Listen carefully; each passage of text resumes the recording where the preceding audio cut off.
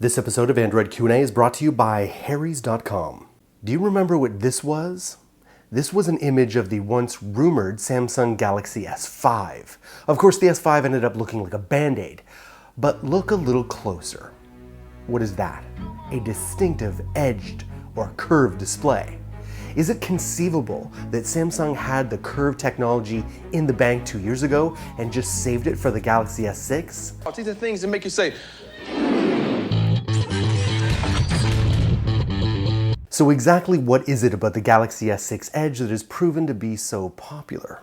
Just over a year ago, Samsung released the Galaxy Note Edge, the first product to use the new form factor.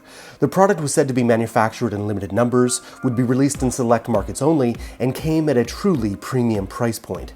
The general public's reaction was not exactly favorable, and indeed when the sales numbers came in, they weren't impressive. Less than 700,000 units has been sold since last February. The Note Edge, which has exclusive features that made use of the unique form factor, has largely been forgotten, even if some thought it was superior to the standard Note 4. On the other hand, the S6 Edge has so few legitimate features that some of us felt it wasn't worth purchasing. Yet seemingly, everyone is. The Note is aimed at a fundamentally different crowd than the S line. It's obviously much larger, both in terms of screen size and footprint, and it comes with a stylus, the S Pen, and a productivity suite custom-made to take advantage of the accessory. I think it is safe to say that the king of phablets, the Galaxy Note or the Note Edge, is primarily geared to harder core geeks. Perhaps the issue here is simply one of timing, or momentum. While Samsung announced the Galaxy Note Edge at the same time as the Note 4, the former released much later than the latter, almost 2 months in some countries and more in others. It's conceivable that many of the customers who would have bought the Note Edge simply didn't because they didn't want to wait, and because the Note 4 was largely the same exact phone, minus the curved display. On the other hand, the Galaxy S6 Edge was announced and released simultaneously with the standard S6, and thus customers had a clear choice from the very beginning. Perhaps had Samsung at least provided working samples of the Note Edge when the Note 4 was released, customers could have seen what was waiting down the line and made a conscious decision to wait. While there are a fair number of people irked by the unibody, sealed design employed by the Galaxy S6 Edge, it's arguably a minority. Assuming such is the case, it would follow that the design of the Galaxy Note Edge, while nice with the metal frame, was still just too Samsung. It featured a cheap plastic removable back, and generally wasn't viewed as a truly premium phone, despite the semi-metal make. On the other hand, the S6 Edge is a totally redesigned phone in every sense of the word. The glass and metal make has eliminated any trace of plastic, the design is inspired by those that came before it, and still looks fresh. Even TouchWiz itself has been refined and toned down to be a much lighter and brighter experience.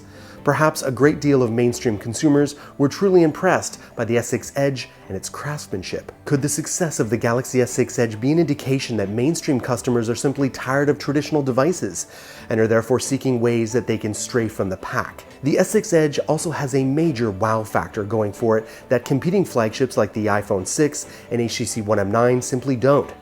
If phones are now an extension of the individual who owns them, it seems perfectly logical that people want to seem as cutting edge, stylish, and even ahead of the curve.